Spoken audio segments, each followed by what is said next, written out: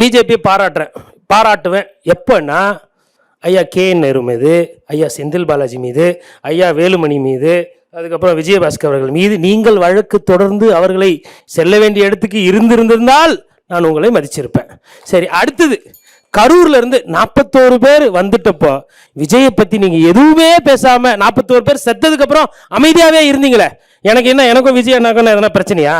எனக்கு மனசாட்சி கஷ்டப்பட்டது, அதனால நான் பேசினேன். நீங்க ஒரு பெரிய கட்சி தானே, இமாம் பெரிய கட்சி. விஜயை பத்தி எதனா ஒரு வார்த்தை பிஜேபியில் யாருன்னா பேசியிருப்பீங்களா? அரசியல் தானே பண்ணீங்க. அப்ப எல்லாரும் அரசியல் தானே பண்றீங்க. அதுக்கப்புறம் இன்னொன்னு, பிராமண கடப்பாரை சீமானன் எடுத்திருக்கிறாரு.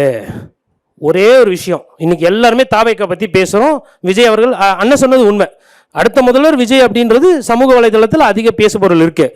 அவர் அந்த பிராமண கடப்பாரை கூட கொஞ்சம் குஞ்சு இல்ல மேல எட்டி பார்த்துட்டு ஒரு 2 ரெட்டையில பிசினாருன்னு வச்சுக்கோங்களேன், விஜயும் திமுகவும் கூட்டணி வைக்கிற மாதிரி நிலைமை மாறும். இதுதான் பெர்செப்ஷன்.